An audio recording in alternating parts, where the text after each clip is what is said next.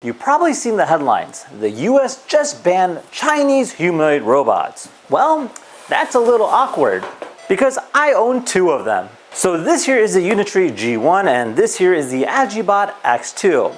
Now, before the FBI kicks down my door in, relax. That's not actually what's happening.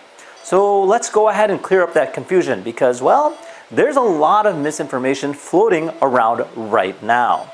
What actually happened? Well, here is the short version. If you already own one of these kinds of robots, they're not suddenly illegal. In fact, I can still turn them on, I can still program them, I can even use the app and update the robot from time to time.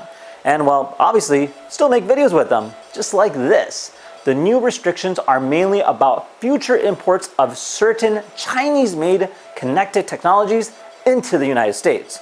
So if you're planning on ordering one right now, well, that's where things get a little complicated.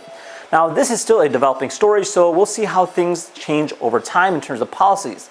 But as of today, nobody's showing up asking for my robots back. And honestly, I'm okay with that, as these things were definitely not cheap. Here's the part that made me want to film this. I've watched a bunch of news reports about the story today, and almost every single one of them uses the same exact stock footage, or interviews of people who have probably never touched one of these robots in real life. Meanwhile, I literally have two of them sitting here in my studio. So instead of watching someone speculate, I figured, well, why not let me actually show you the real thing? Alright, so let's start off with Unitree G1. Well, this robot actually blew my mind the first time I powered on. It walks incredibly smooth, and that balance, well, it's pretty insane. And considering what this thing costs compared to some of the other competitors, it's honestly quite impressive. I mean, look at that. Now, it's kind of surreal seeing a humanoid robot just casually walking around your studio. 5 years ago, this would have looked like science fiction. Well, today, it's Wednesday. Alright, and now over here we have ourselves X2. This robot is, well, a little bit different. It's designed with a different vision of what a humanoid robot could look like. In fact, it's got a very friendly and fun cartoon-like appearance, and I've actually spent some time testing this one too. Now, it's fascinating on how different companies are approaching the same exact problem. There isn't just one way to build a robot. In fact, everyone has their own philosophy. And that's one of the reasons why I love covering this industry. Now, here's the bigger picture. Whether you love these robots or whether they completely freak you out, one thing is obvious. Humanoid robotics is moving ridiculously fast. Every month there's a new breakthrough. Another company, another model, another AI capability.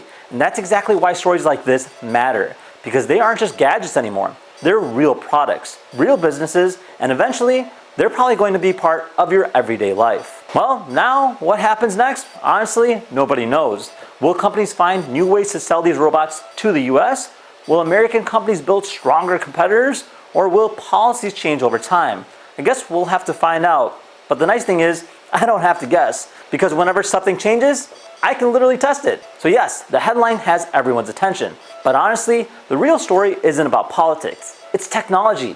And that's why I want this channel to focus on real robots, real testing, no stock footage, just hands-on experience. If you want to learn more about it, be sure to check out our channel. Otherwise, see you in the next video.